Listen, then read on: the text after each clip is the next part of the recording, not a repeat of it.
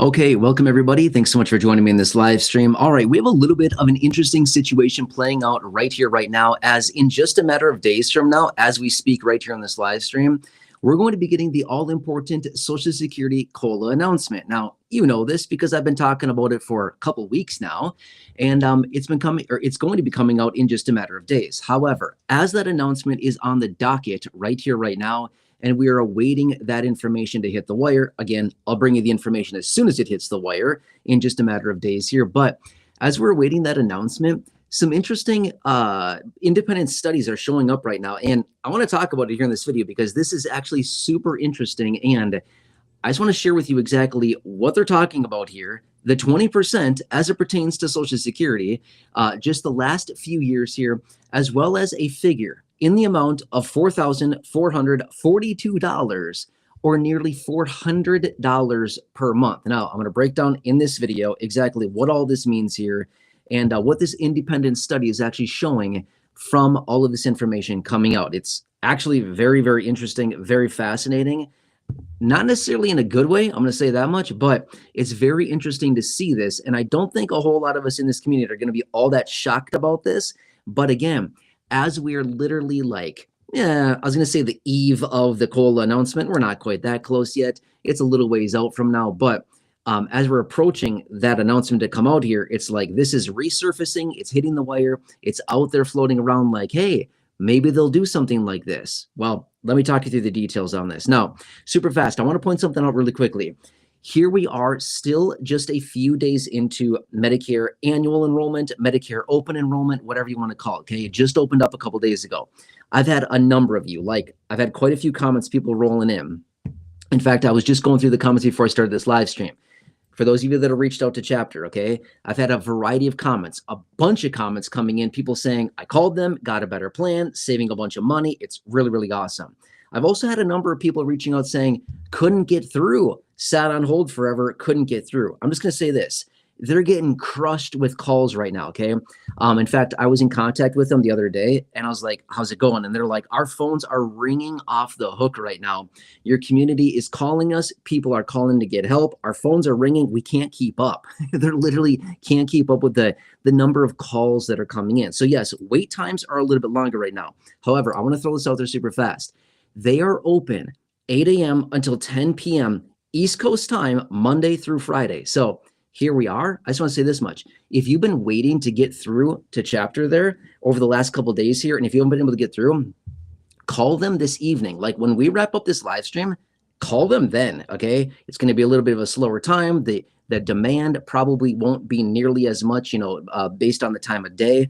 Otherwise, think of this. This weekend, Saturday and Sunday, and again, every weekend between now and basically the first week of December, they're open on weekends, 9 a.m. until 9 p.m. on weekends as well, okay? Just to help you. Literally, they've extended their hours extensively.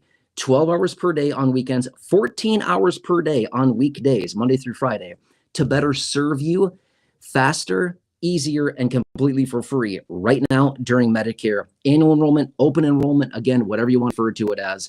It's right here, right now, again, for only about 52 more days or so, okay? This window is not going to last forever. Give them a call this evening when we wrap up this live stream. Give them a call. Otherwise, over the weekend, not nearly as many people are going to be calling over the weekend. And another thing, too, call them early, call them late. The bulk of the calls come in the middle of the day, okay? Anyway, call them very early, call them later in the afternoon, early evening, and you should be able to get help there. Anyway, keep those comments rolling. I'm really enjoying that. People are saving a boatload of money. It is absolutely incredible. Anyway, more on that a little bit later. Okay, so an independent study was conducted by the Senior Citizens League. Now, if you've been watching the videos on the channel for a while now, you've certainly heard me talk about the Senior Citizens League, right? I've referred to them many times over the last several years. They've come out with many different studies. They've come out with all kinds of great information. It's a really good advocacy group for Social Security beneficiaries, for seniors, people with disabilities, essentially anybody receiving benefits administered by Social Security. They're essentially a big advocacy group, which is honestly really, really good, right?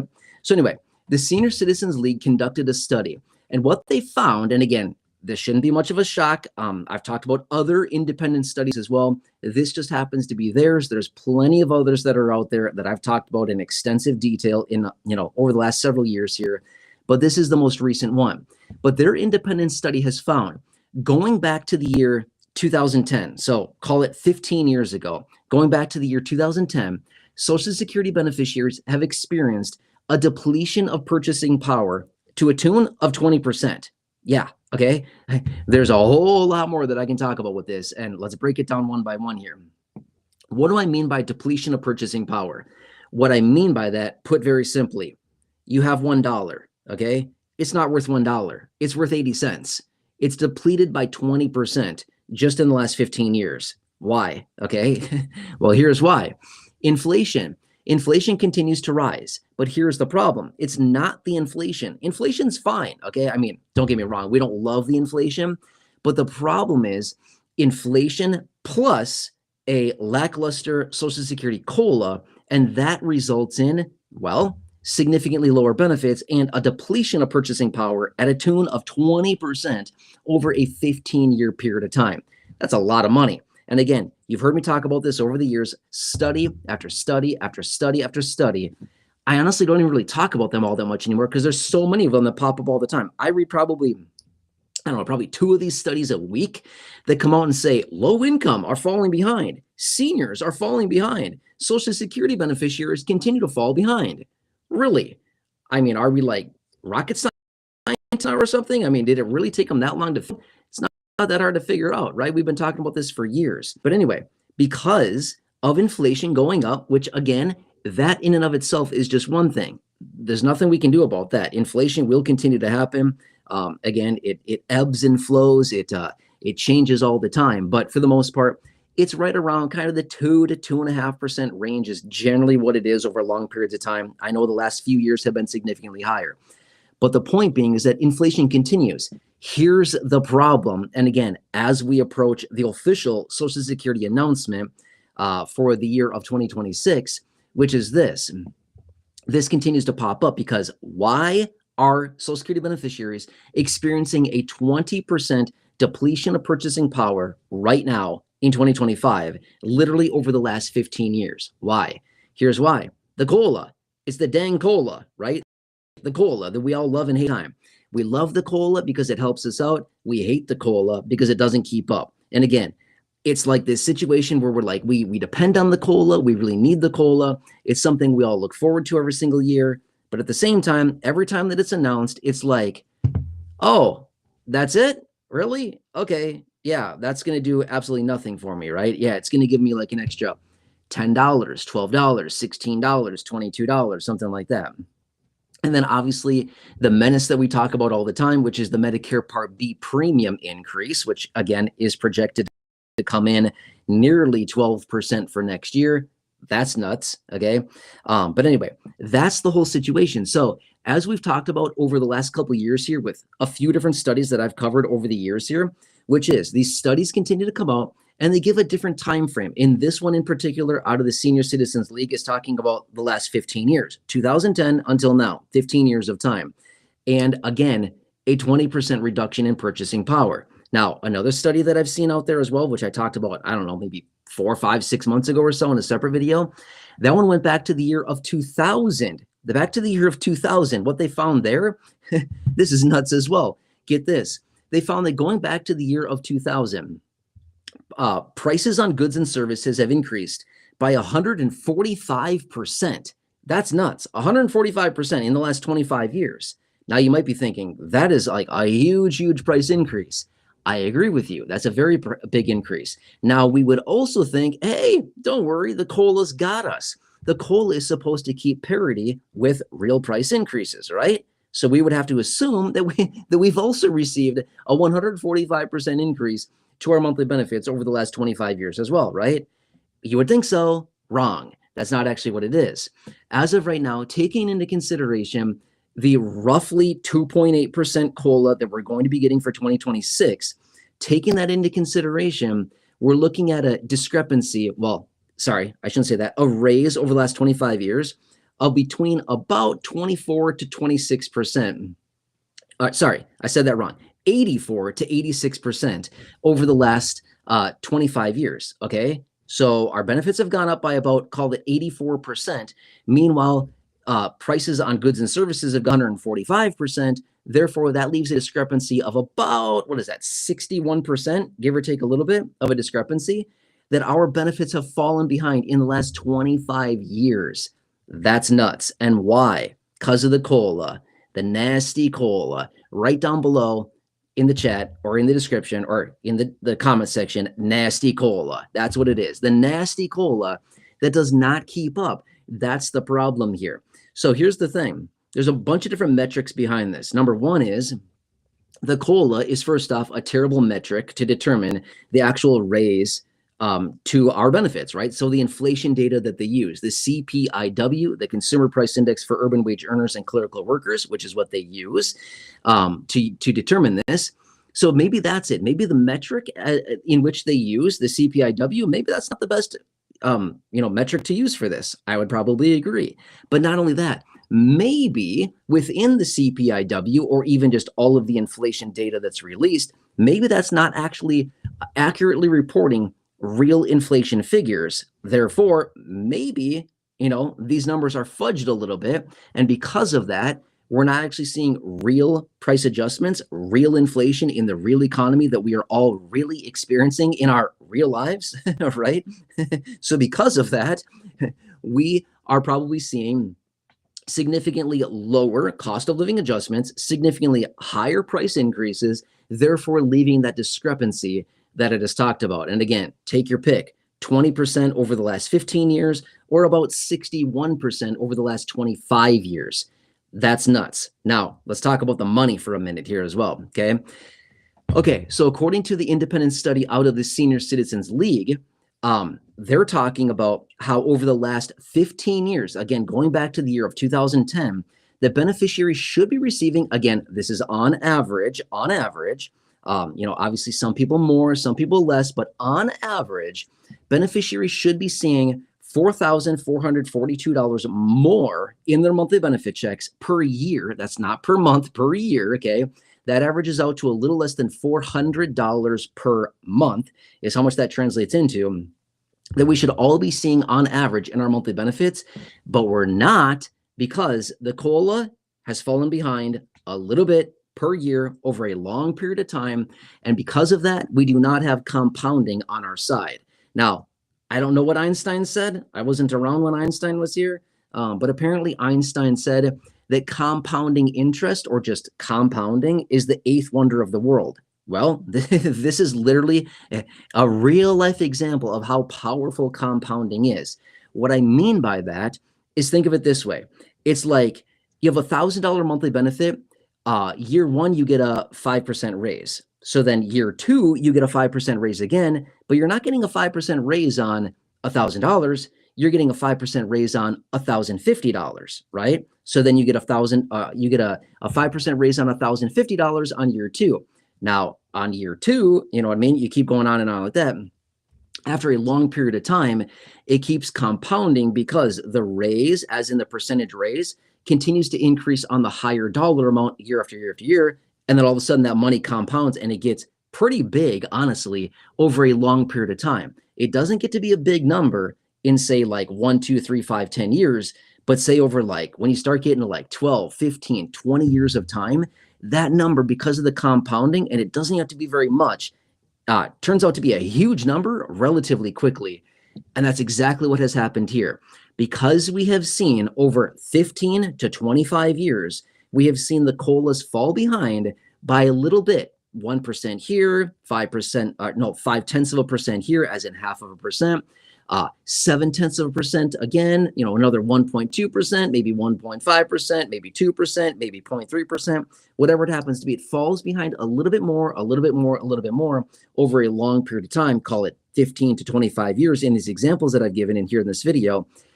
Because of that, we have not been able to reap the benefits of compounding to the maximum, essentially, over this time period. Therefore, the beneficiaries have fallen behind significantly. And then we have these huge discrepancies where beneficiaries, should be and could be getting literally hundreds and hundreds and hundreds of dollars more per month in their monthly benefit if the COLA were actually a true reflection of price increases in the real economy on goods and services. Unfortunately, it doesn't do that, okay? That was like a very long-winded example to say it doesn't do that. And I think we all recognize that, which is a very, very unfortunate situation. Now, maybe I'm turning into a conspiracy theorist. I'm not really sure, but lately I've been having some theories that have been coming out, just like the current government shutdown, this whole situation, right? I've been coming out with some different theories. So who knows? Maybe I'm turning the corner on this whole conspiracy theorist title thing. Maybe I'm turning into that. I don't know. But anyway, I have some theories behind this. And I just want to share it with you really, really quickly here, because it is something important to think about, which is this. Let's just say that the actual COLA reflected real price increases in its entirety over the last 15, 25, and more years than that. Okay, let's just say that it actually reflected real price increases and all beneficiaries were actually getting hundreds of dollars more, $300, $400, $600 more in their monthly benefit as a result of the adjustment of the COLAs every single year. And again, keeping up with real price increases. Here's the problem. This whole insolvency thing that we're talking about, that's only out like 7 years if we're lucky right now, as in like the Social Security Trust Fund that currently has about $2.7 trillion within it right now, that would be empty. That would be 100% empty by now. Okay. So this whole insolvency thing that we're talking about being out at like 2032 or so, give or take a little bit, that whole insolvency issue would probably be right here, right now, as in the trust fund would already be depleted, right? Because if you think about it, there's 74.5 million beneficiaries. Now, obviously, over the last 15 and 25 years, there has not been 74.5 million beneficiaries. The number of beneficiaries collecting Social Security continues to increase at a pace of about 3 to 4 million people a year, roughly, give or take a little bit, okay? So obviously, it continues to get higher and higher and higher. But point being is that over all of these years, if millions of people more per month are getting hundreds of dollars more per month, thousands and thousands of dollars more per year per person, that translates into a lot of extra money that's going out the door from Social Security. Therefore, what that means is that 2.7-ish trillion dollars that's in the trust fund now will probably not be there. That probably would not be there anymore. And either we would have already gone through the insolvency issue, or we would literally be facing it like probably right now, and we would not have insolvency hitting in, call it 7 or so years. Long story short, what do I mean by that? Maybe this whole lackluster COLA thing that does not even keep up with real inflation and real price increases, maybe this is on purpose to safeguard the Social Security program and the trust fund from becoming insolvent sooner versus later. You kind of see what I'm saying here? Because every time that we get a COLA raise, the Social Security Trust Fund effectively becomes insolvent a little bit sooner, okay? Because it's giving everybody, 74.5 million people on Social Security, it's giving them a raise to their monthly benefit. It might not be much. It might only be 10, 15, 20, 25, 40, $50 for you and me per month, which is honestly not that much. It may only be a few $100 per person per year, but multiply, say, $300, $400, $500 per person, multiply that by 74.5 million people. I don't know what the math is on that, but it's a lot of money, okay? We're talking like a lot of money that's going out. Now compound that, again, every single year, right? Yeah, now you see how that trust fund could literally be whittled down very, very, very fast if the COLA actually reflected real price increases. Does that make sense, right? You kind of follow along with what I'm saying here. That's the problem that we're dealing with right now. So anyway, as we are rapidly approaching the official announcement here out of Social Security in regards to the COLA, this is some information that continues to resurface in the headlines. And it's interesting to think about this because if we actually got a COLA, okay, I'm going to be very clear about this. We're not going to get a COLA anywhere near what we need, but just in theory, let's just think about it for a second.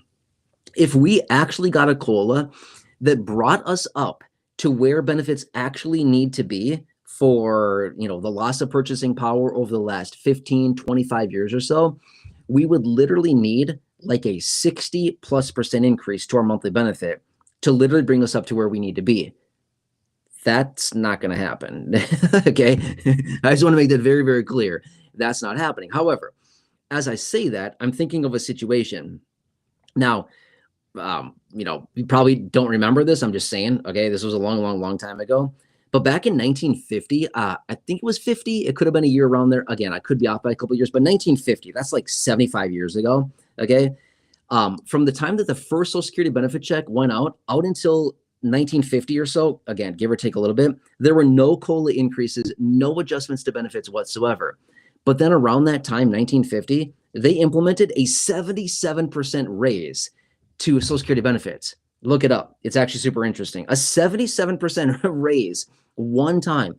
Could you imagine getting Social Security in 1950 and you're getting like $21 a month or something like that, like some tiny number in today's dollars? But in 1950, I would think like $20 would be like, wow, I'm like super rich, right? I don't know. I wasn't around in 1950. My parents weren't even around in 1950. But my point is, it's somebody around, an adult in 1950, I would think, I'm just guessing, but $20 back then was probably like, wow, this is awesome. We're gonna live off of this for the next couple of weeks here, right? I don't know, but my money had way more value back then. And not only that, money was actually real money back then. It was silver. Yeah, silver coins, right? Do you remember that those days? I have a couple silver coins, which are super awesome. I love them. $50, have a couple of those Kennedy $50. Couple silver quarters, love those things. But anyway, my point is, how cool would it be to have actually real money rather than debased coins that we have now that are filled with copper, and that's it, right? They're junk. They're worth nothing. Yeah, no kidding. So anyway, interesting times that we're living through right now. But anyway, could you imagine that? Getting a huge raise of say like 60+% to actually bring us back up to where benefits really need to be for the average beneficiary, just literally catching us up to where the benefits should have been in the first place. And again, that's why I preface that by saying that's not happening. It's definitely not going to happen. That would wipe out the trust fund like massively. Could you imagine that? Think of it this way. I'm just going to run some super quick numbers here. Social Security pays out about $1.6-ish trillion, 1.5, $1.6 trillion a year to beneficiaries. That's about 130 billion dollars. Is that right? 120. Let's just call it 120 for easy math, okay? They pay out about $120 billion a month to beneficiaries. It's actually more than that. I think it's about $130 billion a month. That's nuts. $130 billion a month that goes out to beneficiaries. A 60% increase on that would be $720 billion more. No, sorry, $72 billion more. Is that right? $72 billion more. I think my math is right on that. That means that they would be sending out, rather than $120 billion a month, they'd be sending out about $200 billion a month from to beneficiaries. That'd be about $2.4 trillion a year. Yeah, the trust fund is empty in 1 year. That's it. Okay, not happening. Fun to think about, not happening anytime soon. But anyway, so I just want to share this with you because as we are approaching this very important announcement out of Social Security in just a matter of days with the COLA, again, maybe there's some logic. Well, logic is definitely not the word. Maybe there is some strategy. Maybe that's the better word. Maybe there's some strategy behind why we continue to get the teeny tiny COLAs that actually don't keep up with real price increases, real cost of living. Maybe there's some strategy behind that, which is called save the trust fund, or whatever. I don't know.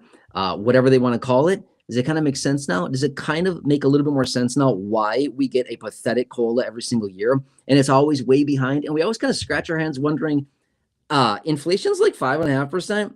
Why are we getting a 2.8% COLA? Does it ever seem that way? Like every single year we're scratching our heads wondering, this doesn't make any sense. We know that inflation is way higher. We know that we're getting whacked with the tariffs right now. We know that over the last 5 years, 5.5 years, when they printed $6 trillion back in 2020, that caused a massive inflation, and we're still paying for it now. Inflation is still right around 3%.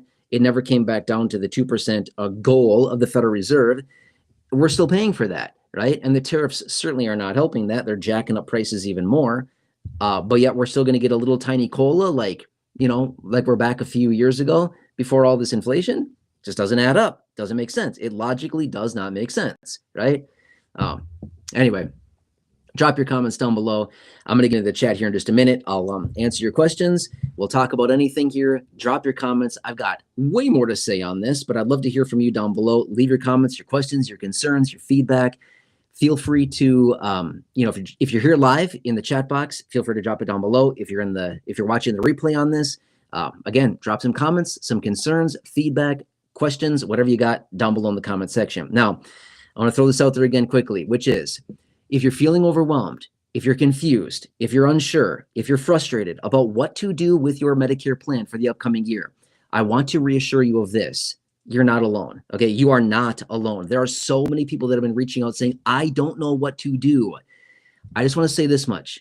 You're not alone. I'm here for you in any way that I possibly can be. Please do not feel like you're alone. There's a lot of people in this community feeling the exact same way. Okay. I'm not here to call anybody out, but I'm here to say, I've got your back. I'm here for you in any way that I possibly can. Now, I want to say this much as well. Join the thousands of people here in this community that have called Chapter with the phone number right there to get their questions answered, to get their concerns answered, and to get reassurance that they are on the best plan, and to make sure that there's plan options out there that better suit them for the upcoming year. In fact, I was just going through the comment section on previous videos.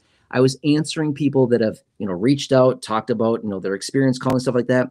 And I've been saying, whatever you do, make sure you jump on a quick call. That's it. Literally minutes, a handful of minutes. Call the buddies over at Chapter. They're waiting on standby right now. They will literally talk to you. I mean, they're still working tonight until 10 p.m. East Coast time. They'll be there answering your calls. Anyway, join the other thousands of people here in the community.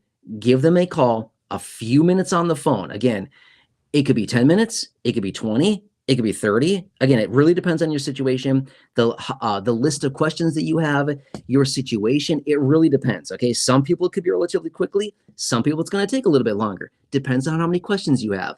They will take the time to answer those for you. But anyway, just give them a call and that's it. Just when you get off of that phone call, you're going to have the reassurance knowing, number one, you're properly covered for the upcoming year. You're going to have the reassurance and the peace of mind knowing that you're good. You don't have to do anything else for the rest of the year, and that the plan that you have or the new plan that you signed up for the new year, whatever the situation is the best option for you and your personal situation. Key details right there, okay? The plan for your neighbor is not the same plan that you need. The plan that I'm going to be on is probably not going to be the same plan as everybody else, okay?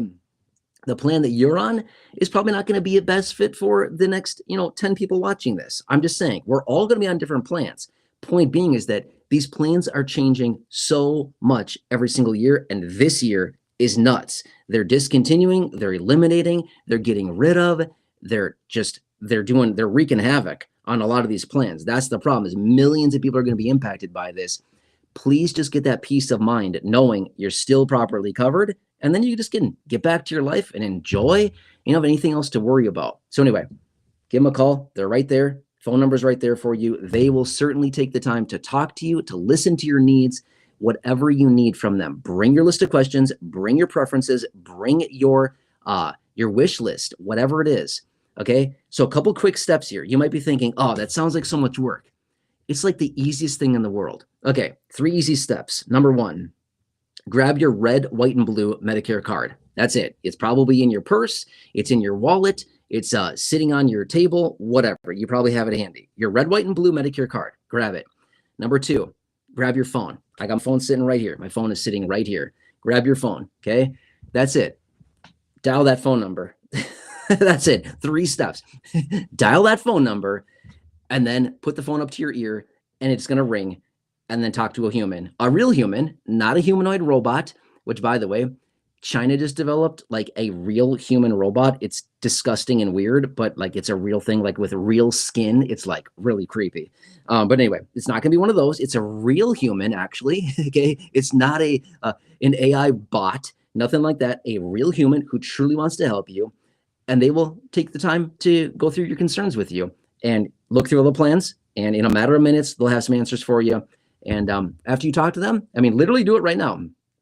Grab your red, white, and blue card, grab your phone, dial this phone number right there, call them, jump on the phone, and then, in the next however long, 10, 15, 20 minutes, whatever it happens to take, maybe a little longer, come back to this live stream, drop a comment down below in the chat box. Let me know, how'd it go? How much money did you save? What happened? And I'll certainly give you some shout outs, and we'll talk about it, and it'll be awesome. Okay. So anyway, quick side note, by the way, that video this afternoon, I put up on the screen in that video a paper, okay, like a paper that I typed up of people just in the last, literally the last handful of weeks here, like the last month or so, people that I see down below in the comment section leaving comments with the amount of money that they saved on a monthly basis or an annualized basis. And I wrote up in that sheet. I put it up on the screen in that video this afternoon. I was just going through the comment section again and updating that document. Okay, so when you talk to Chapter right there and you save a bunch of money, leave your comment. Again, use the word Chapter, but not only that, tell me how much you saved on a monthly or annualized basis, and I'll add your name and your savings to that list. And we're going to keep a running total of how much people are saving. It's pretty awesome. It's the number's getting pretty big. Okay. All right. Anyway, I'm going to get into the chat box now. So again, if you're joining live right now, feel free to leave a comment down below, drop your comments, your questions, your concerns, feedback, whatever you got. I'll do my very best to answer as many as I possibly can. If I miss any, again, I apologize. I'm not doing that on purpose. I'll do my very best to get to them. I'll get into it.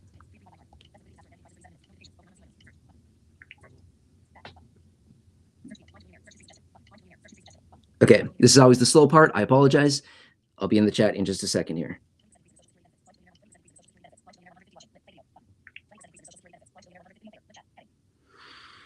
Oh, come on.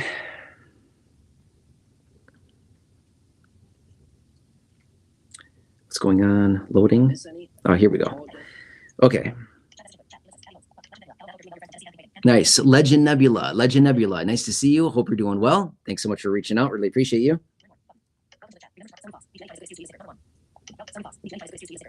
Nice. Sonia Fox. Sonia Fox. Nice to see you as well. Hope you're doing well. Thanks for reaching out, Sonia.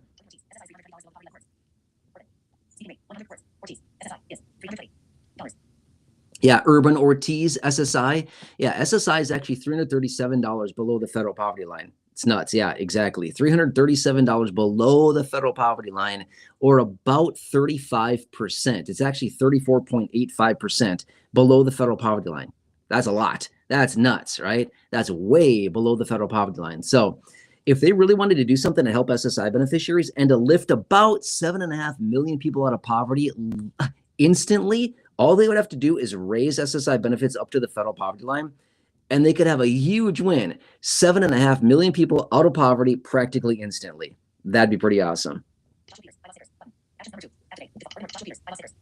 Yeah, Joshua Peters, I see you there as well. Thanks for reaching out. Nice to have you. Thanks, Joshua. Nice. Linda Profinger. Yeah, you're very welcome. Thanks, Linda. Really appreciate you as well. Thanks for watching. Nice to see you as always, Linda.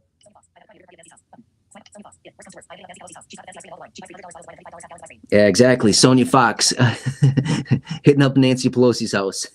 Nice. Yeah, she is everything.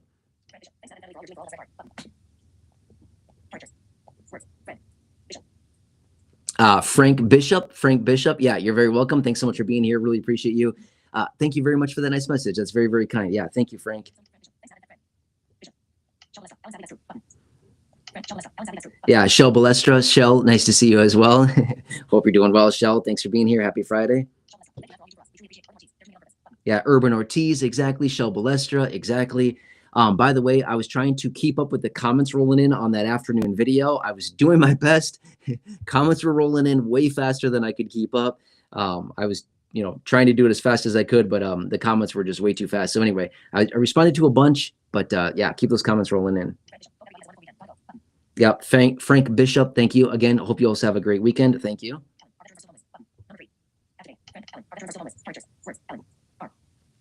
Alan is saying our veterans are still homeless. Yeah, unfortunately, that's the situation.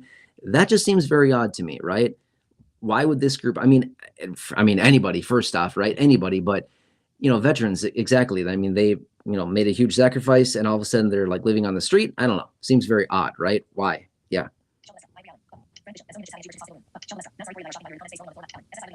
Nice. Shell Balestra shopping again. You gotta quit that. Yeah. Thanks, Shell.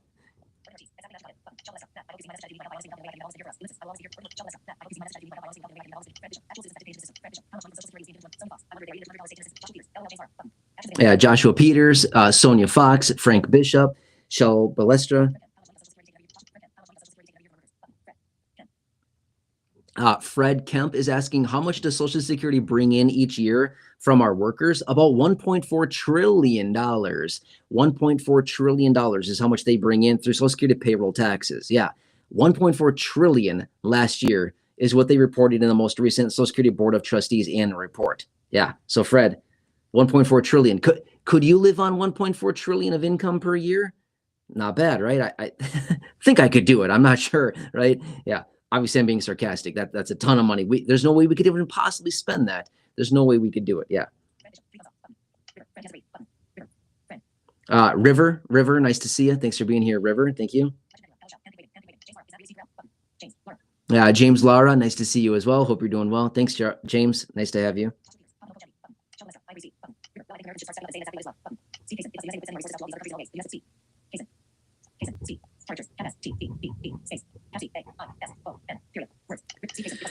Steve Kaysen, is that what it is? Steve Kaysen, I see your comment there exactly. If the United States would stop handing out money to every other source out there, right? We can maybe do some other things here. Yeah, exactly.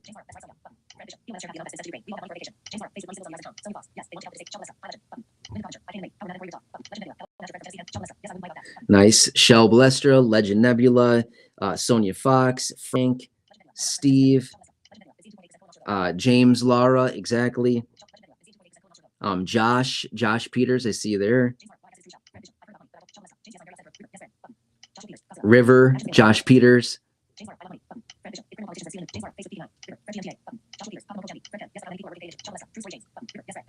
Yep.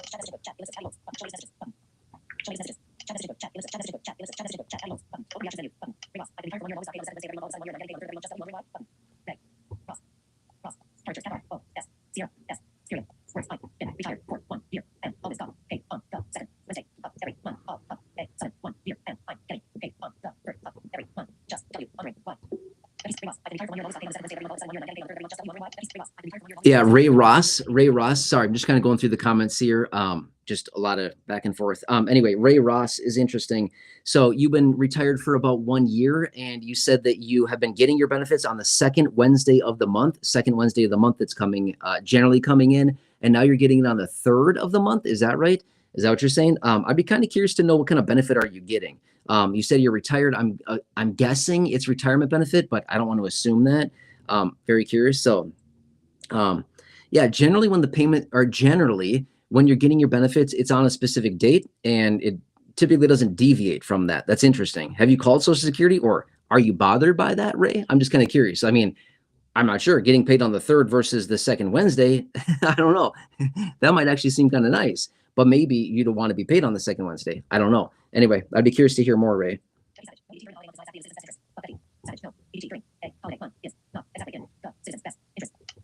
Yeah, Becky Savage, thanks for being here. Nice to see you as well. Just responded to one of your comments. I don't know, maybe an hour or so ago. Yeah, thanks, Becky. Nice to have you.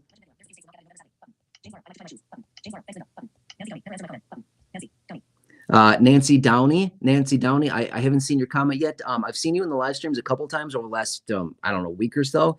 I have answered some of your questions, Nancy. I'm doing my best here. Okay, trying to do my best.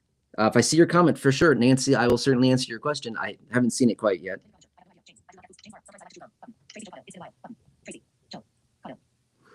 Tracy Joe, you said it's been a while. Yeah, nice to have you here, Tracy Joe. Thanks for being here. Really appreciate you. Happy Friday, by the way. Thanks for joining us. Yeah, James Lara saying you get your groceries from Amazon Fresh. That's a pretty handy service, right? Yeah, exactly.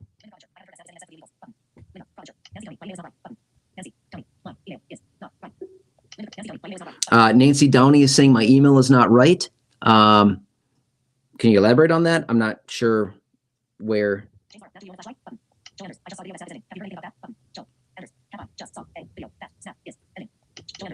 Yeah, Joe Anders is saying, I just saw a video that SNAP is ending. That's kind of a far cry. I mean, that's a long shot. I wouldn't say it's ending. Okay, to be fair with you, Joe Anders, I had a live stream last night. It was like an hour and a half live stream. and I was talking about how food stamps could be halted and some beneficiaries could be getting reduced benefits in the month of November, maybe. Again, big maybe on that. If you want, Joe Anders, check out that live stream from last night. I'll talk about it here in just a second. I'll give you more details on this. I'm not just going to leave you hanging here. But maybe if you want more details on this, watch like the first 20 minutes of the live stream from last night. The title is something like, what is it? It's like just in millions impacted, I don't know, SNAP EBT halted or something like that. I don't know. It's the live stream from last night. It's an hour and a half long. Okay, so here's the situation. We're currently in a government shutdown, right? Obviously, we all know this. If this continues out until the month of November, which is honestly like less than 2 weeks away as of right now, if this continues into November, what may happen is that they may not have enough money to pay out full benefits to SNAP beneficiaries for the month of November, or in the month of November, I should say, okay? So the problem with that is just the other day, a letter was sent out from USDA to state agencies, right? So remember, the SNAP program is federally funded. Basically, USDA oversees the SNAP program, but yet it is state administered, right? So basically, the federal government gives the states money, states take the money and they give it to the beneficiaries take the money and give it to grocers, right? It's basically the trickle down. That's how the program essentially works. Anyway, obviously in exchange for food. But anyway, here's the problem. USDA sent out a letter a couple days ago to state agencies and said that they basically don't have enough money to send out full benefits for all 42.2 million beneficiaries in the month of November. What that means is that benefits are likely not going to show up in their entirety for the month of November unless they come up with a contingency plan to figure out where the money's going to come from and how to send out full benefits to all beneficiaries for the month of November. Now, here's the problem with this. They did not tell us how much money they have, and they did not tell us if they have a contingency plan, and if they do, what that looks like. Long story short, what this means is that we could see a reduction to SNAP benefits for the month of November because they literally don't have enough money. That's kind of the problem there, okay? So that's number one for November, but then also for November as well, Joe Anders, I hope you're still listening. Also in the month of November, we have the new rules that are going into effect that were passed over the summer with the OBBB, okay? This is the big reconciliation bill that was signed into law on the 4th of July. Within that, they have different rules around the SNAP program, which essentially forces the new work requirements for the new age range of 18 through 64, again, goes into effect as of November. So those individuals need to fulfill the work requirement if they are able-bodied adults without dependents, ABAWD individuals, and then also the new definition of a dependent. The new definition of a dependent for the month of November and beyond is 13 and under is a dependent. 14 and above is no longer considered a dependent, okay? Those are the new rules. So hope that helps. But anyway, that's just kind of a quick little synopsis of that. But Joe Anders, if you would like, watch that live stream from last night. You do not need to watch the whole thing, okay? I'm just telling you right now, don't watch the whole thing. It's an hour and a half long. Just watch maybe like the first 20 minutes or so until I get into the comment section. That's all you need to watch, okay? And I explained it in great detail in that one. A more in-depth explanation than what I just shared right there. Hope that helps you, Joe Anders. Yes. Okay. Lot to talk about, as you can see. So whoever made the video and said, EBT is ending. No, that's not true. Okay, yeah.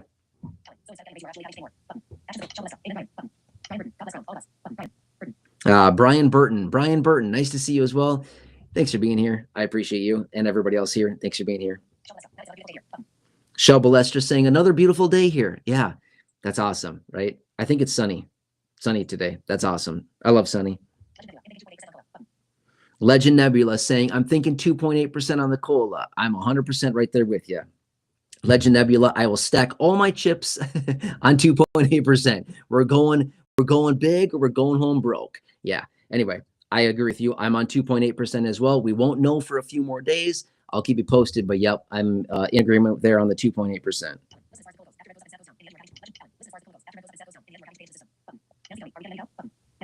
Yeah, Nancy Downey is asking, are we getting any help? That's a big, broad question. As of right now, I mean, like, can you be more specific as far as getting help? Like more SNAP, more EBT, a raise to Social Security, a stimulus check, a rebate check, a dividend payment, a distribution.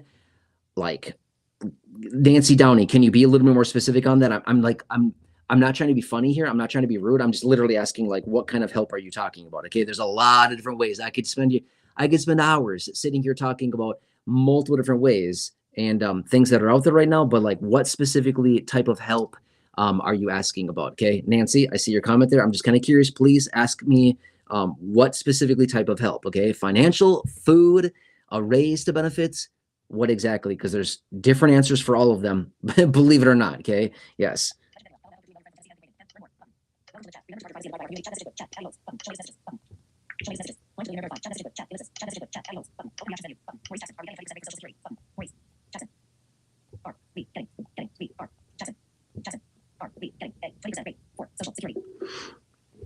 Maurice Jackson is asking, are we getting a 20% raise to Social Security? No. Nope. We're not. Okay. That is not what I said in this video. Just want to make that very clear. Okay. I don't want there to be any misunderstanding about it. But I would say this much. Honestly, I don't want to go through like the whole, talking about all of it again, just because it's kind of a lot of information. I would say watch the first like 15-ish minutes of this video. Just watch like the first 15 minutes. I explained all the details there. It's basically an independent study that came out suggesting that purchasing power of our Social Security benefits have depleted by 20% over the last 15 years. And effectively, all beneficiaries should be getting, on average, $4,442 more over the course of the entire year, which is a little less than $400 per month more across the board for all beneficiaries on average is what we should be getting. But we're not, because the COLA, the nasty COLA, which, by the way, I haven't seen anybody write the word nasty COLA in the comment section yet. But anyway, because the nasty COLA hasn't kept up with the real price increases. Yeah. Yep.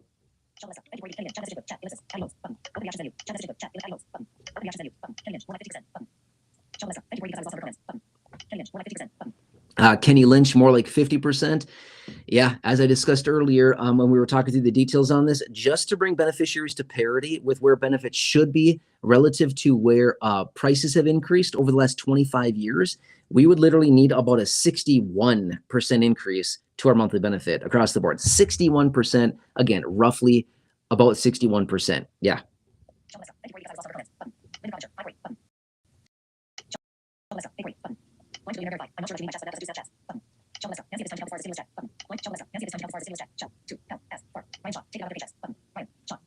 Yeah, Ryan Shaw, I see you there as well.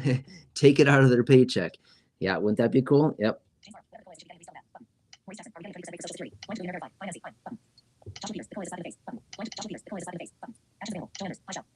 Joshua Peters, exactly. Joe Anders, I see you there. James Lara, exactly. Shell Balestra, exactly. Legend Nebula, a bunch of names I'm seeing down below. Awesome. Yep.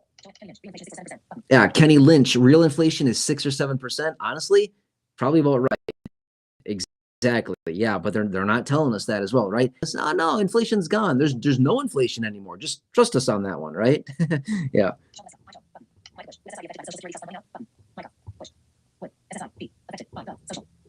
Good question. Micah Bush is asking, would SSI be affected by Social Security running out? Really good question on that, Micah Bush. I like it. The answer is no, absolutely not. SSI is not impacted by Social Security insolvency whatsoever. Why? SSI is Social Security, right? Technically, it's not. No. So here's the thing. SSI, Supplemental Security Income, is administered by the Social Security Administration. However, it is technically not Social Security benefits. Here's the cool thing about it, okay? There's benefits to every type of benefit out there, right? Here's the thing. So SSI benefits are paid from Social Security, but not out of Social Security, if that makes sense. The money for SSI comes out of federal general funds. Well, guess what? Federal general funds is an unlimited pot of money, right? It's like, I feel like we should be like, what was that dude's name? Scrooge Duck. Is that who that guy was? The guy that like jumped off the diving board and swam through coins, right? That's like the federal general fund. It's literally a huge vault with unlimited amounts of money. Now, to be fair, it's actually not a vault. It's literally just a computer with digits on it. It's all digitized. There's not actually physical money. but basically the federal general fund has unlimited amounts of money within it. Okay, so SSI, in the event of Social Security insolvency, would have no impact whatsoever because the money for SSI does not come out of the trust fund. It comes out of basically just the federal government slush fund. Does that make sense? So yeah, Micah Bush, very good question. I like it. And that answers your question. So yeah, SSI will not be impacted by it. Yep, Sonia Fox, I like it. Thanks for reaching out. Sonia Fox, I see you there. Yes, Joe Anders, exactly. Okay, great. Glad you enjoyed that information and glad that was helpful to you. Thanks, Joe Anders. Nice, Alan. Thank you, Alan. Very, very kind message of you. Thank you. You're thanking Corey and myself for the messages, all the information here, just keeping everybody up to date. Thank you. Exactly. I really, really appreciate that, Alan. Thank you so much for the very nice message. That goes a long way. Thank you, Alan. It really means a lot to me. Thank you for that nice message.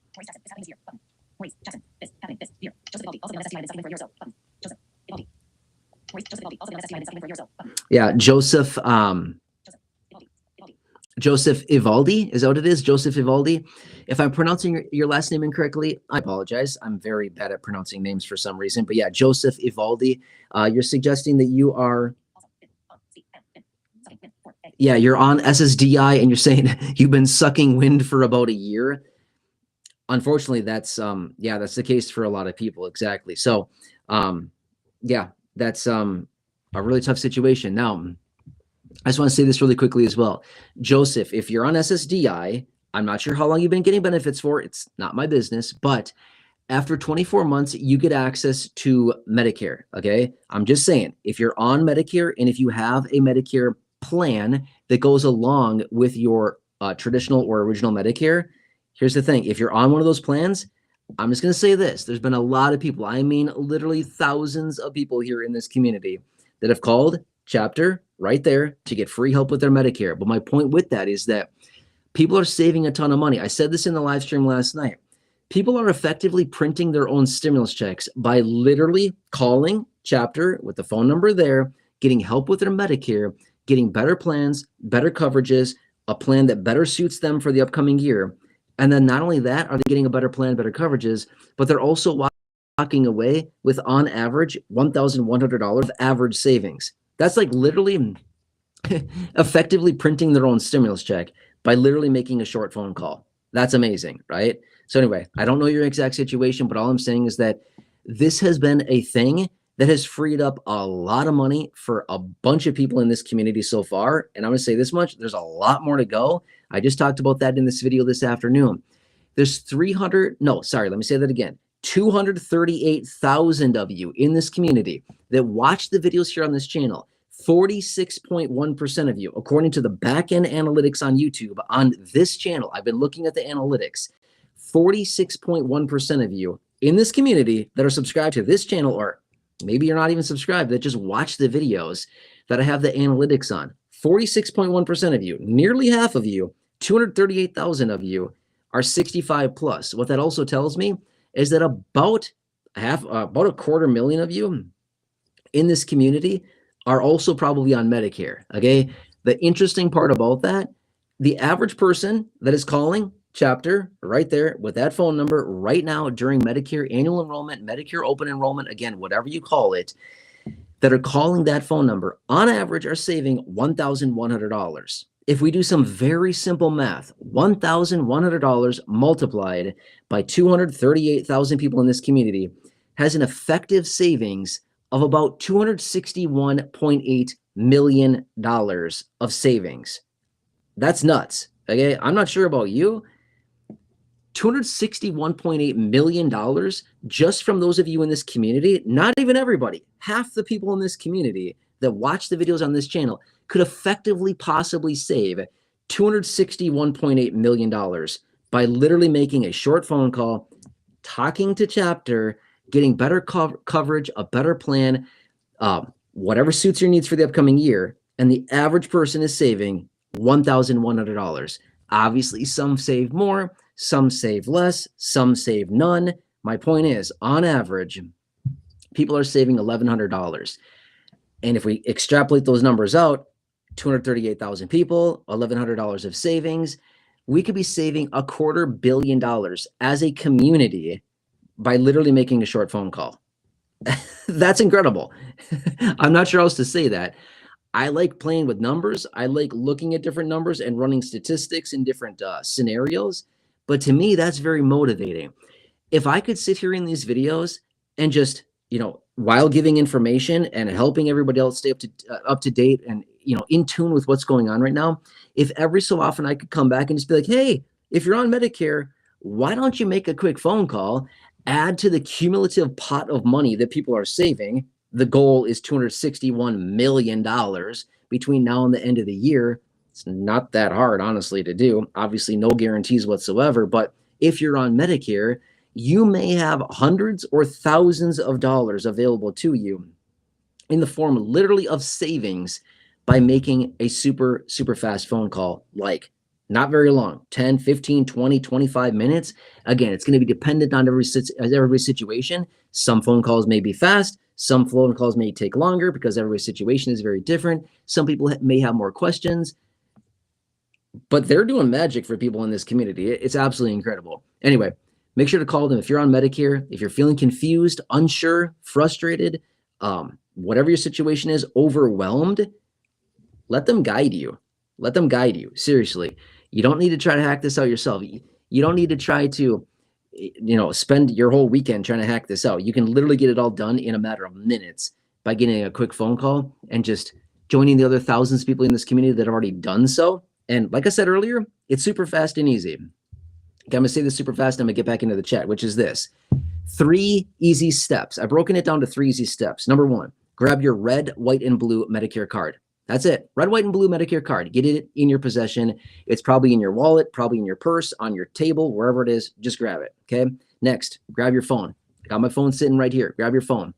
Dial that phone number right there, and then call it. That's it. Call it. Talk to a human, and then when you're talking to the human, in a short amount of time, you'll have answers. You'll have that reassurance, that peace of mind, knowing that you're properly covered for the upcoming year. And you're good to go. You get to live the rest of the year knowing I got the best plan for me. I'm properly covered. Maybe I got to save a ton of money. Again, it's going to be different for everybody. Let me know how it goes after you talk to them, though. I'd love to hear about it. It's fascinating to see how much money people are saving. I love it.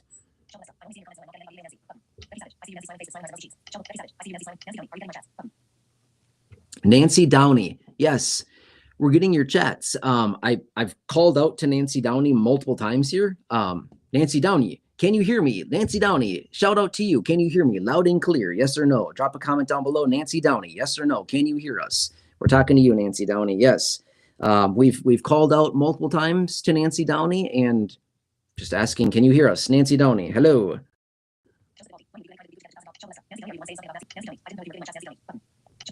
Yeah, Nancy Downey, we see you. We see you. Yes, Nancy Downey, drop a comment down below. Yes or no? Can you hear me? Nancy Downey, calling to Nancy Downey. Are you there?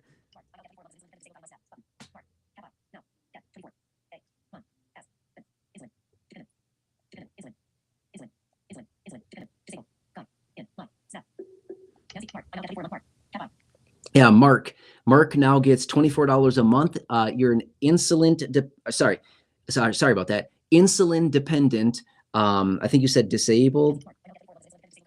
Yeah, disabled guy. Yeah, thank you, Mark. I appreciate you reaching out. It's unfortunate it's $24. Obviously, it'd be way nicer to have way more than that, but something is better than nothing. Yeah, exactly. Okay. Anyway, Mark, I appreciate you being here. Stay tuned. I will certainly keep you posted in any way that I possibly can to navigate these very uncertain times right now. Thanks, Mark. Nice to see you. Appreciate it. Oh, nice. I see your other message here. Sorry about that. I just saw it now. You're 47, Mark? Yeah, nice. Mark is 47, disabled. Thanks for reaching out. I appreciate it, Mark. Nice to have you. Really appreciate you being here.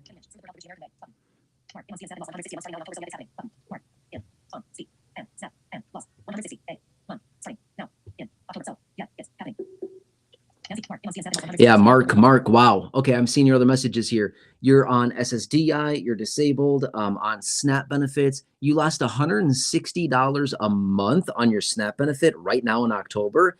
That's nasty. Wow, that's really, really sad. I mean, you went from 160 down to 24, so you literally, that's really bad. Wow, okay. Yeah, that's not good. Oh, Nancy Downey. Okay, Nancy Downey, you're hearing. Awesome. That's great. Nancy Downey, it sounds like you heard that.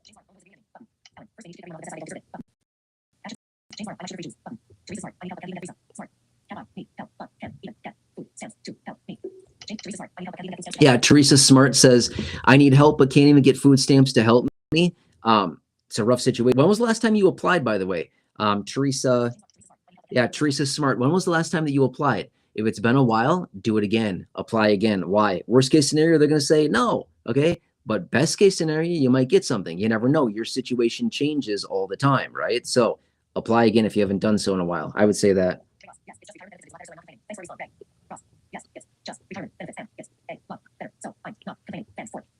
Nice.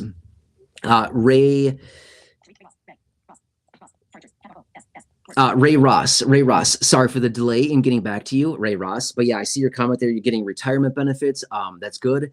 You like that you're getting your benefit earlier on the 3rd of the month instead. That's awesome. Okay. So sounds like you're not complaining, Ray Ross, to get paid, I don't know, a week or 10 days earlier than you previously were. That's awesome. Yeah. But hey, congratulations on your retirement. That's very, very cool. Yeah. Congratulations. That's fun. Yep.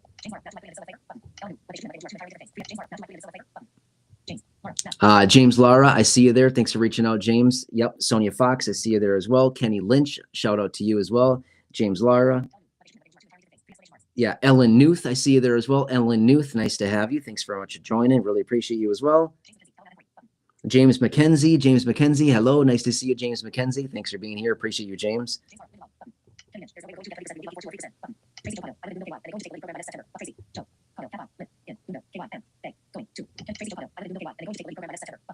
Yep. Tracy Joe lives in Kentucky. Yep. You're reaching out, talking about some different benefits that are going away. Yeah. By next September, the LIHEAP program. Yeah. That generally runs out of funding relatively fast. I mean, many people here in the community, and you probably know this too, as well, Tracy, that, when the LIHEAP program gets funding, it usually goes away. I mean, it's usually allocated very, very fast. So you got to be kind of quick on that one.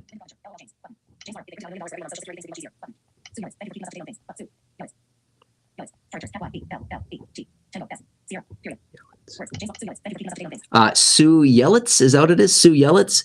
I may be saying your last name incorrectly. I apologize about that.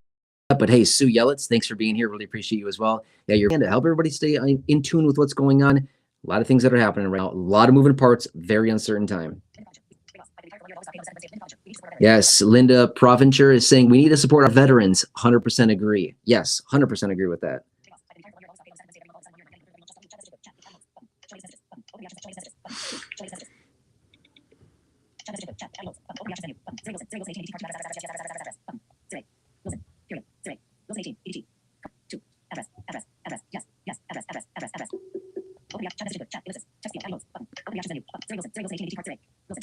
Siray Wilson is saying EBT cards address. Yes, or something. Can you elaborate on that, Siray Wilson? I'm not quite sure what you mean by that, but I see your comment. Yes, thank you for being here. Oh.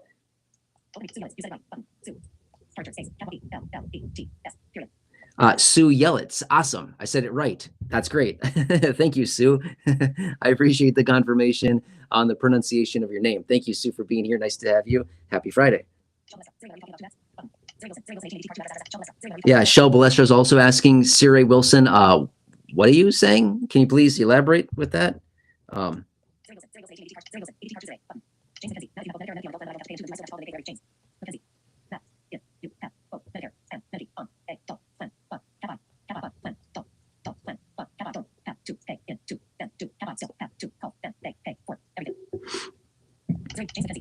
James McKenzie, really good question. So you're on Medicare and Medicaid. I don't know your exact situation, but honestly, giving them a quick call probably would not be the worst thing for you, just to make sure that you're properly covered and you got all your bases covered on that. And again, they can probably have an answer for you relatively quickly. But yeah, James McKenzie, just to make sure that all is good for you, I would certainly still make that call. And again, in your situation with dual coverage like that, you have the most flexibility. That's the thing. Dual coverage people, Medicare, Medicaid, you have a lot of flexibility with that, James McKenzie. So I would still make the call, me personally. Okay, do what's best for you, whatever gives you the most peace of mind. I would still certainly make that call just to cover your bases and make sure that you're good and you're probably covered and that there's no gaps in your coverage as well, right? That's just what I would say. But again, I don't want to tell you what to do. Not my style. I would certainly do that. Who knows, right? You may have something out there.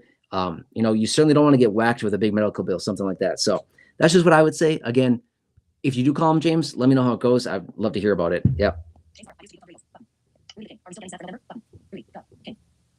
Rudy the King. Rudy the King is asking, are we still getting SNAP for November? Rudy, remember that live stream from last night? I know you were here because I saw you. We talked a little bit. But yeah, Rudy the King is asking, are we still getting for SNAP for November? Good question. Rudy the King, from yesterday until today, nothing has really changed with SNAP benefits. Okay, remember yesterday, lawmakers voted on reopening the government. They failed, and then they ran home crying so they could, attend all the protests this weekend, right? Okay, I don't know. I'm not laughing at that. I'm just saying, like, I don't know, like I don't have time for that kind of stuff. You know what I mean? Like I'm like literally doing live streams and videos and like research all day. I've got like no time to do stuff like that. But apparently lawmakers do. So rather than reopening the government and giving us that reassurance, they're out there, walking the streets. I don't know. Seems very odd. I feel like lawmakers do your job, like go back to work rather than walking around on the street corner. I don't know. But as of right now, nothing has changed, Rudy the King, from yesterday until now. So we're still kind of in limbo right now when it comes down to SNAP. Until the government reopens, we're going to be in the exact same predicament that we've been talking about, especially in the live stream last night. Does that make sense? Okay, so as far as the reduction to benefits, the non-benefits going out, things like that, nothing will change with SNAP until we see a government reopen. Okay, just think of that. Okay, so once we see the government reopen, we should be fine at that point. But until then, we're still going to be in this uncertain limbo stage, if that makes sense. Yeah, again, Siri Wilson saying EBT address. Please elaborate. I don't know what you mean by that. Becky Savage, spaghetti. Nice. Thanks for being here, Becky.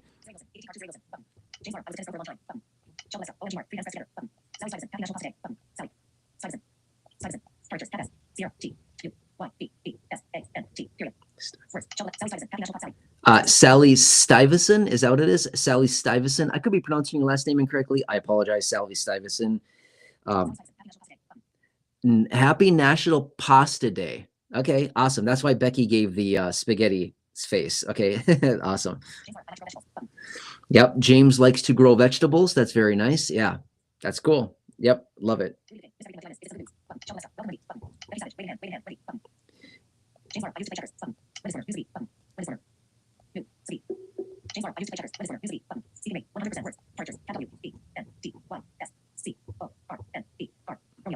Wendy, I see you here. It looks like you just joined. Awesome. Thanks for joining us, Wendy. Thanks for joining. Yeah, really appreciate it.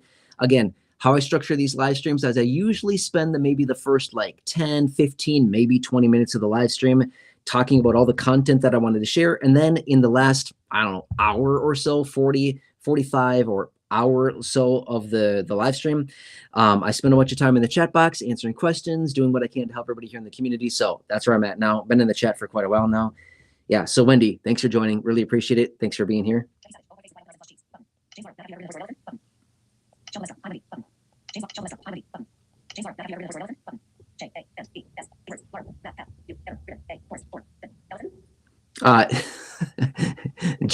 James Lara, you have a lot of really interesting and good questions. I'm not sure where you come up with these questions, but you have a very creative mind, James Lara.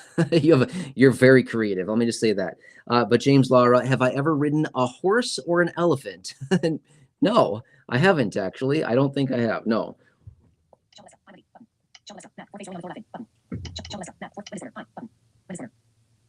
Wendy, hello again. I see other comments there. Thank you, Wendy. Nice to see you.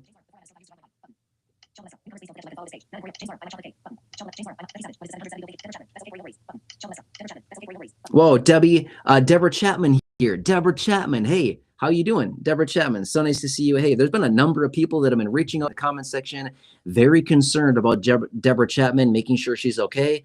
Yeah, a couple days ago, we were in a live stream and people were like, hey, what happened to Deborah? Anybody seen her around? And I was like, yeah, I just saw her in the comment section yesterday. So Deborah, so nice to see you. Happy Friday. Thanks for joining us.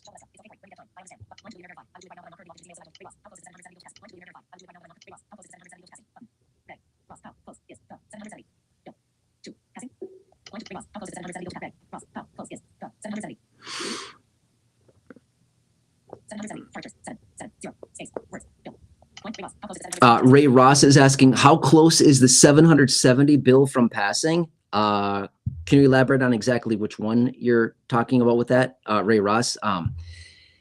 I generally know bills by the names of the legislation. I'm going to be honest with you, I'm not sure exactly which one that is that you're referring to. Yeah.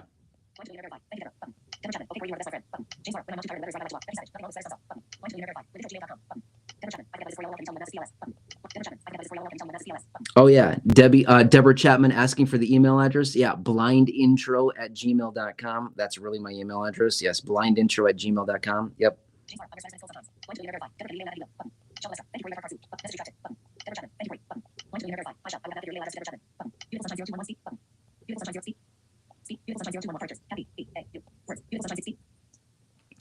Beautiful Sunshine asking SSDI ?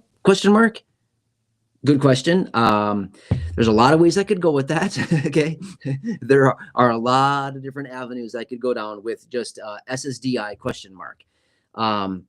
Beautiful Sunshine. First off, I like the name. I love sunshine. It's like my favorite thing in life, right? I'm always sitting in the sun.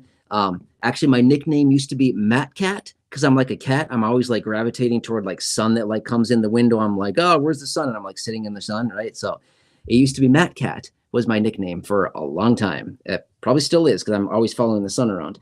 But anyway, Beautiful Sunshine, please, can you elaborate exactly what you want to know about SSDI? I'd be happy to answer it for you. Just let me know exactly what you mean. But again, there's just a ton of avenues I could go around with that. Let me know exactly.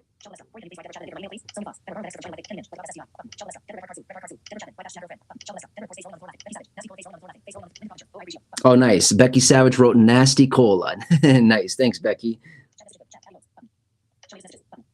Okay.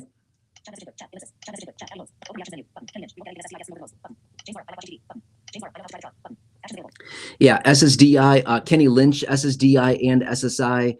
You're saying we're not going to get anything, but yeah, I always get this question this time of year as well. I get a lot of people that reach out and say, hey, I'm on SSI, I'm on SSDI. Will I get this increase as well? Yeah, the COLA raise is also applied to all of these benefits. Again, like nearly 100 million people. I mean, it's a lot of people. I mean, everybody within Social Security, SSI gets it, VA, RRB, all of these beneficiaries get the COLA. It's a lot of people that get it, like nearly 100 million people. It's a huge number. Gabriel Sanchez, nice to see you, Gabriel Sanchez. Hope you're doing well. Thanks for joining us. Yeah, exactly. Need some money for some bills. Exactly. Yes.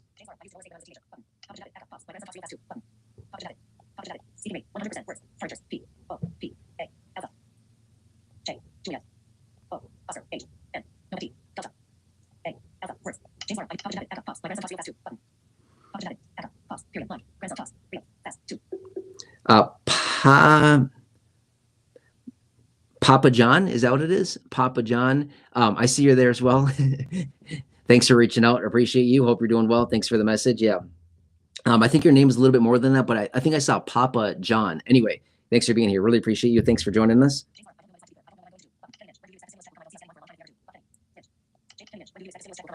Yeah, Kenny Lynch, really good question. Kenny Lynch is asking, when do you see a stimulus check coming? And Kenny Lynch is saying, I don't foresee anything ever coming. Here's the deal. There's many different catalysts. I'm going to use that word, catalysts, for potential stimulus right now, okay? And again, I want to make this very clear before I say this so that I don't get comments saying, oh, you promised we were going to get something. I'm not promising anything, but the president has already endorsed 3 different types of payments. Just literally in the last 10 months, the president has endorsed 3 different types of payments: the $5,000 Doge dividend, the $600 American Worker Rebate Act payment, and most recently, like 2 weeks ago, the $1,000 to $2,000 distribution or dividend that he talked about in an interview. Okay, that's 3 times that the president has endorsed stimulus, rebates, distributions, payments to us in the form of these distributions to us. Okay, here's what I would say. I don't know an exact date, and I'm not going to sit here and act like I do. Okay, nobody does. So if anybody here on the tube is saying, "Oh, here's the exact date it's going to come," they're full of it, because nobody knows anything about that as far as the exact date. But I would say this much. I'm just going to throw a big range out. And I don't want to discourage anybody with this. I'm just going to say a big range. I would bet, if I had to throw money down and if I had to put all my chips on this, I would say within the next 1 year, we have stimulus of some kind. And again, call it a distribution, call it a dividend, call it an EIP, call it an economic impact payment, call it a stimulus check, call it a rebate, call it Trump check. I don't know, give it some random name. It does not matter. The name does not matter, but they're all literally the exact same thing. Stimulus checks. I would say this much: in the next 1 year, so literally between right now, October 2025, until mid-October 2026, literally in the next 12 months, I bet if I'd had to put all my chips on this, I would say in the next 12 months, I bet that we get stimulus of some kind. I don't know the dollar amount. I don't know when it's going to be exactly, but I would be shocked if we don't get something in the next year. The reason for that is we've got multiple catalysts. Let me rattle off a couple quickly. I could literally spend hours talking about this right now. I'm not going to spend hours talking about this. I'll spend maybe a couple minutes really quickly on this. There's a couple catalysts. Number one, the midterm elections in 1 year from now. That's going to be a massive catalyst, okay? What do they do before midterm elections and regular elections? They bribe us. And how do they do that? By giving us money, okay? That's catalyst number one. Catalyst number two, well, the tariffs are going to hemorrhage the economy, right? We already know this. The economy is not strong. I've been looking at all the economic data lately. It's really nasty. In fact, just yesterday alone, we're starting to see regional banks fail. Regional banks are failing. What happens when regional banks fail? Let me just throw out a little trivia question. What happens when regional banks fail? I'll tell you this much. It's called an economic crisis, and it's called a recession, and it's called the economy plummeting. That's what happens, okay?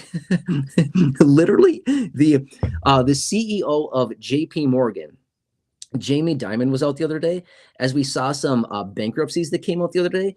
And JP Morgan, Jamie Dimon was basically saying, if you see one cockroach, there's never just one cockroach. There's always more than one cockroach. 100% agree with that. There's always more than one. Just like mice. There's never just one little mouse in your house. There's always a whole team of mice, right? Grab the traps. Sorry, maybe you don't like that, but that's what I do. Grab the traps. And peanut butter. Peanut butter is a really good tool, by the way. They love it, right? They love it.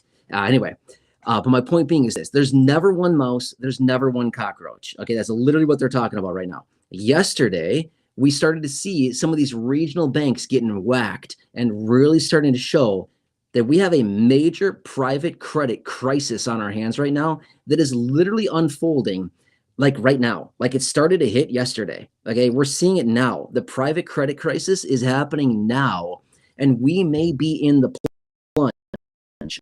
Like we may be in the first inning, and it's going to get nasty. It's going to take the entire economy down with it. Not only the United States economy, the global economy. What happens when we go into a recession? They print a boatload of money. I was going to say a way worse word than that. A 4-letter word. they print a lot of money, right? Just fill it in with, a 4-letter word. And they print a lot of money. And what they do is they push it out in the form of stimulus in all kinds of ways to bring the economy back, to prop it up. And that's exactly what they do every single time. So we have multiple catalysts on our doorstep right now. The economic data that's out there right now is not looking good. We're seeing multiple major cracks in the economy.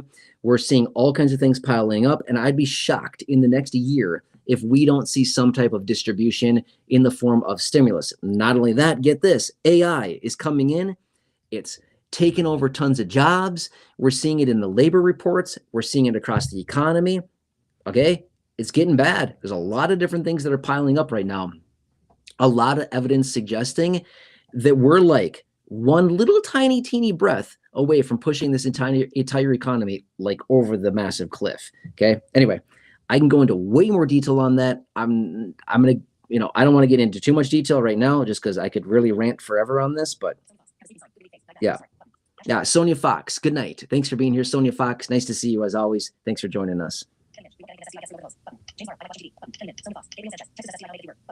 Yeah, Gabriel Sanchez, I see you there as well. Thanks for watching.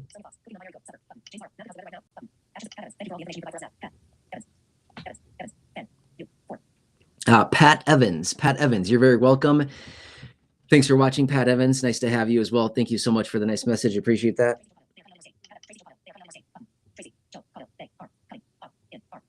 Yeah, Tracy Joe, they are cutting out in our state. Exactly. Yep.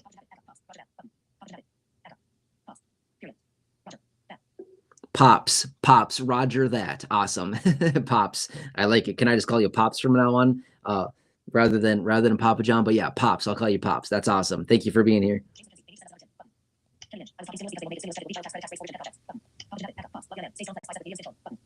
Yeah, Pops. Pops, I love it. The flex bicep. That's awesome. Yeah, thank you for being here. Really appreciate you.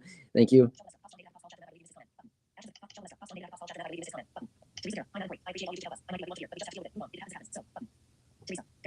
Yeah, Teresa Dara, I see your comment there. Thanks for being here. Nice to see you, Teresa. Been a little while. Hope you're doing well. Thanks for joining us.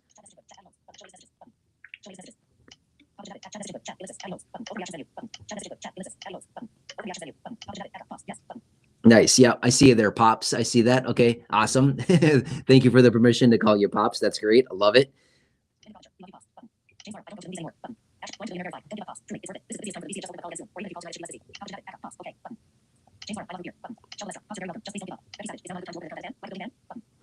Yeah, looks like Pops is trying to get through to chapter. Okay, I said this earlier too as well. I'll throw this out there. So Pops, hey, I hope you're still here. This is for you, okay? Pops, I was in contact with chapter the other day. So today's Friday. I was in contact with them on Wednesday, and I was like, hey, how's it going? And they're like, we're crushed with calls. We are crushed with calls. They have a lot of people on their team. Number one, they can't keep up with the demand right now. I talked to them and they're like, we have so many calls coming in. Your community is calling like crazy. It's good.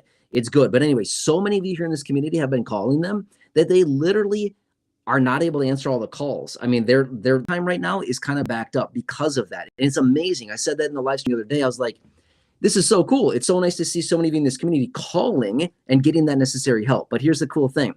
Pops, just for you, I'm going to give you some quick little pro tips.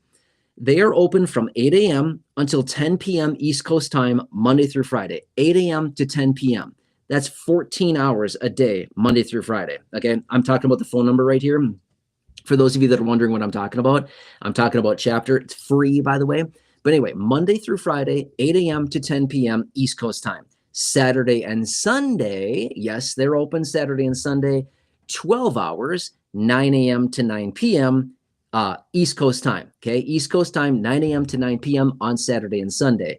So Pops, I'll give you a couple quick little pro tips, because when I contacted chapter the other day, they're like, have your community call early, have them call late. In the middle of the day is when they're getting crushed with calls, okay? But here's the deal. So Pops, when we wrap up this live stream, give them a call back, okay? I'm guessing by now, later in the evening on a Friday, I'm guessing call volume has maybe slowed down a little bit. Wait times are probably going to be less than that. Otherwise, do this. I'd say this. Call them when we get off of this live stream. Give them a call this evening, okay? Sometime before 10 p.m. East Coast time.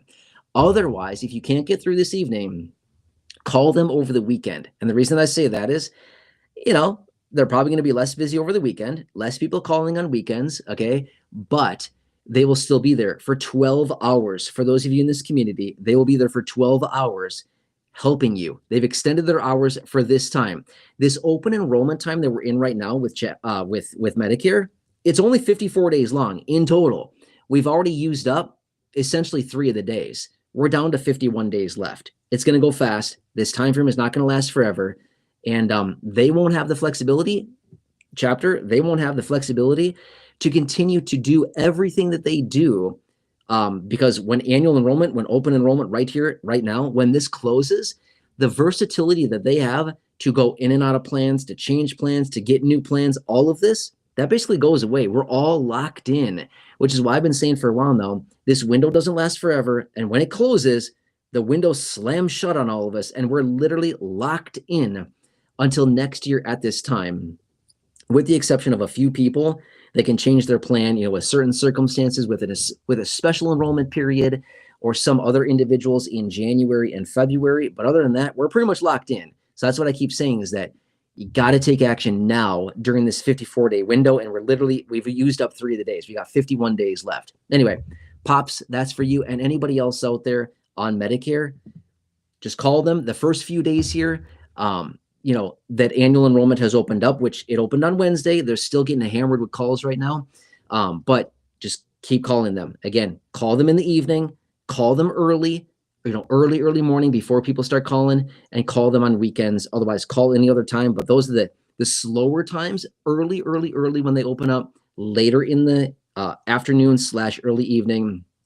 And then on weekends, those are going to be your best bet to get through quickly through the calls. Okay. Anyway, by the way, there's 70 million people on Medicare. 70 million people. That means a lot of calls to that phone number. You know what I mean? It's a lot of calls coming in, and they're doing as best as they possibly can. And again, too, they don't want to rush people off the phone. They will spend the time that you need. In fact, I was talking to someone yesterday in the live stream, JANP. They reached out in the chat, and they were on the phone with them for 45 minutes. Why? Because they had questions. And the representative spent the time with them on the phone to answer their questions, go through their concerns, and take whatever time it took to make sure that that person was happy and satisfied and had their questions answered. That's what they will do. Okay. So they're not going to rush you off the phone, but they will certainly take the time that you need. And that's what's awesome about them. Yeah, for sure. James, fried chicken, 100%. Yeah. James is asking, do I prefer pizza or fried chicken? Fried chicken, I would say for sure. I love crispy chicken. Or like a buffalo pizza. That's awesome. Like a spicy pizza. That's awesome right there. Or maybe like some kind of like peanut Thai chicken. Peanut Thai pizza, something like that. That's awesome too. Yeah. But like traditional pizza, nah, I wouldn't choose traditional pizza. It's I typically wouldn't choose that.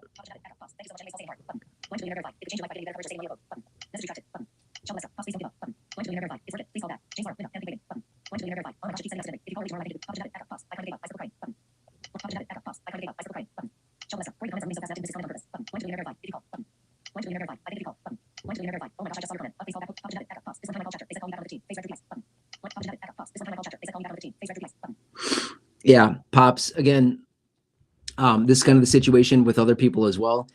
Again, chapter's doing their very best to return calls as much as they possibly can. Yeah. Okay. They have so many people here in this community calling them. Their phone is ringing more than they can even pick up, at least the first couple of days. But yeah, give them a call back. It's certainly going to be very, very worth it for you to at least talk to them just to make sure you're properly covered. And again, who knows? Maybe you could be one of the lucky ones who gets a huge savings from it as well. And again, no promises. I don't know your situation, but again, a lot of people are saving a ton of money. I mean, $1,000, $1,100 is the average savings. It's incredible.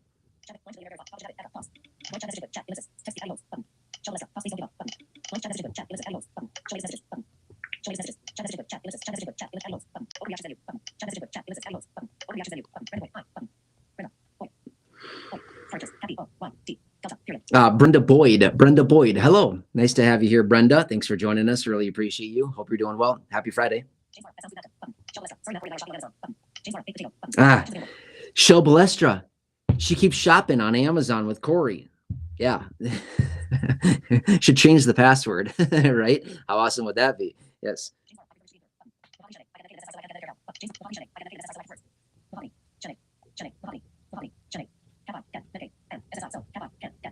Mahogany Shanae, is that what it is? I apologize. I'm probably pronouncing your name incorrectly. I'm so sorry about that. Yeah, you say that you get Medicaid and SSI, so you can't get the chapter help. Yeah, exactly. They can't help with Medicaid. They can certainly help with Medicare. They can't help with Medicaid, though. Yeah, Medicaid is very, very restrictive. So yeah, that's why they can't do anything there. But hey, Mahogany, I appreciate you being here. Thanks for being here. Appreciate you. Thank you so much for watching. Yep. Kenny Lynch is asking, how much longer until SSDI goes broke? Really good question. Here's the deal. SSDI in and of itself is totally fine. SSDI is totally fine.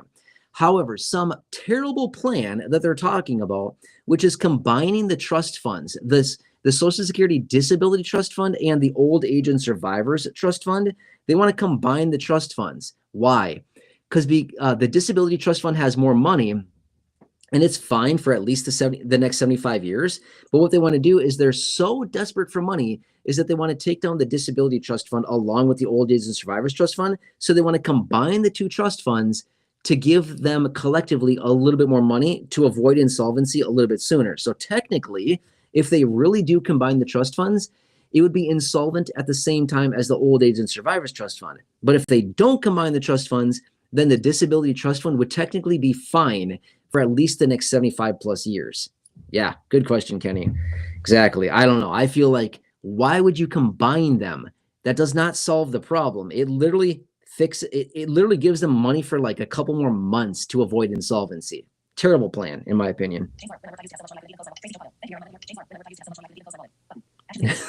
James Lara. James Lara is funny. James Lara said, when I used to work, I had so much money, I couldn't even close my wallet.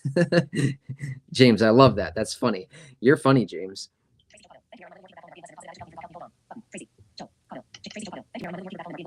Yeah, Tracy Joe, thank you so much for the nice message. Yeah, so glad that this is helpful to you. Thanks for being here, Tracy. Really, really appreciate that. Thank you for watching. I'm glad that this is helpful to you.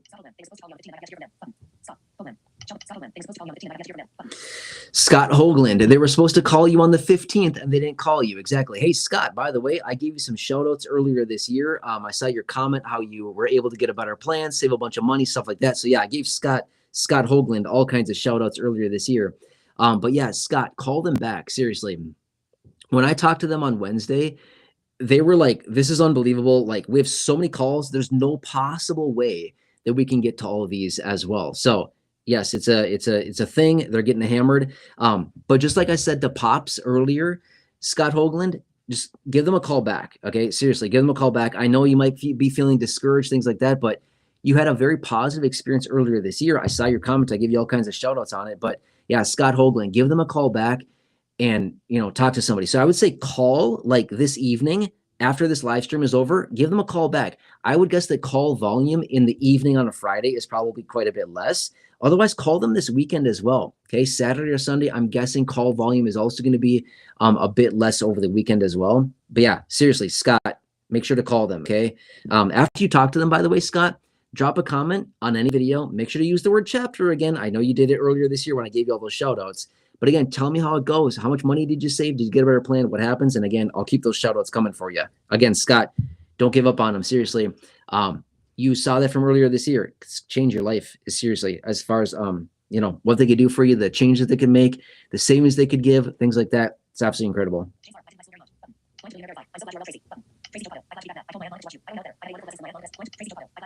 Yeah, Tracy. Yeah, so great to have you back as well. Glad to hear that you're doing well. And thank you for... Yeah, you had your aunt and your mom watch you, or watch this channel, I mean. That's awesome. Yeah, thank you so much, Tracy Joe, saying you had a few people reach out and watch as well. Thank you. That's awesome. Thank you, Tracy.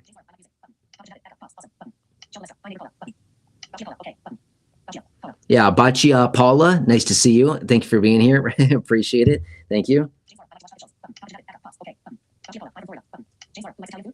Yeah, Baccia Paula is saying hello from Florida. Awesome. Thanks for being here as well. Appreciate you. Hello.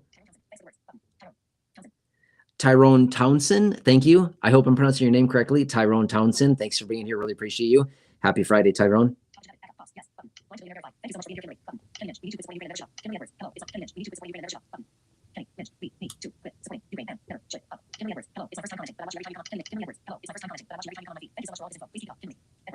Yeah, awesome. Kimberly Edwards, awesome, saying, this is my first time commenting. I watch you every time you come on. Thanks for the information. Keep it up. Awesome. Kimberly, thank you so much. Kimberly Edwards. That's very, very awesome. Yeah, Kimberly Edwards, thank you so much for the nice message. I really do appreciate that. Thank you, Kimberly, for being here. Really appreciate you. That's awesome. I'm so glad that you enjoy the videos and find them to be helpful. Just want to do what I can. Thank you, Kimberly, very much. Toby Reville, thank you for being here. Nice to see you again, Toby. I think we're at 3 days in a row. Thanks for joining, Toby. Awesome to have you.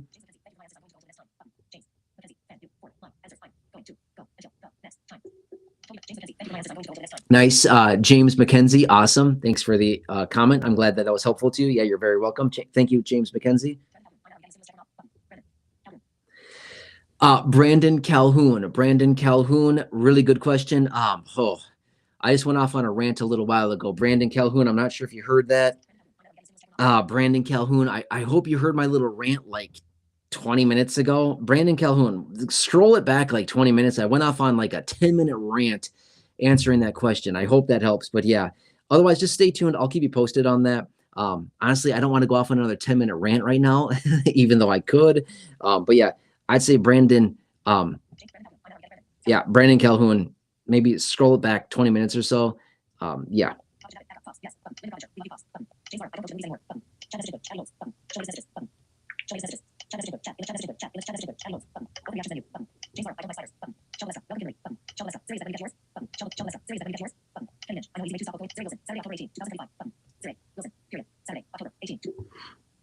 Sir A. Wilson is saying Saturday, October. That's tomorrow. Not sure. Elaborate on that, please.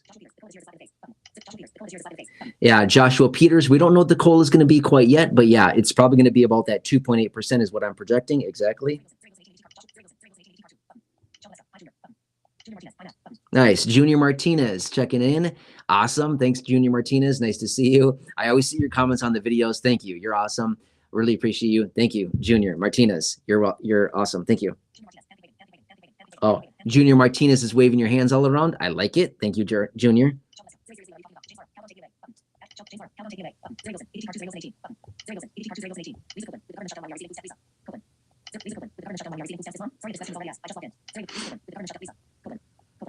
Lisa Copeland, is that what it is? Lisa Copeland. You're talking about food stamps, things like that, the government shutdown, stuff like that.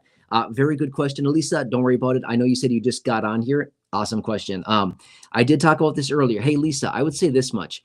Last night I hosted a live stream. It's like an hour and a half long. Don't watch the whole thing, Lisa. Watch like the first 20 minutes of that live stream.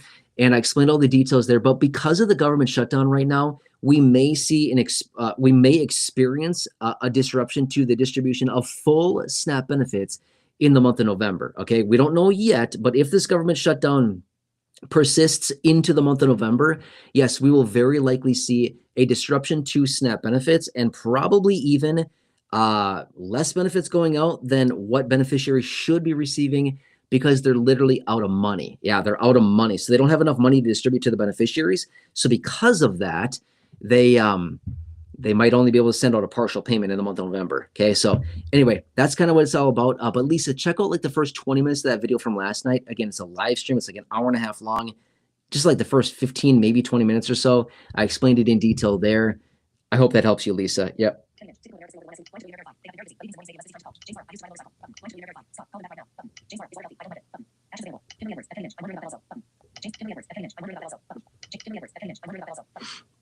Yeah, Kimberly Edwards, exactly. I see you there as well. Thanks again. Okay, let's do this.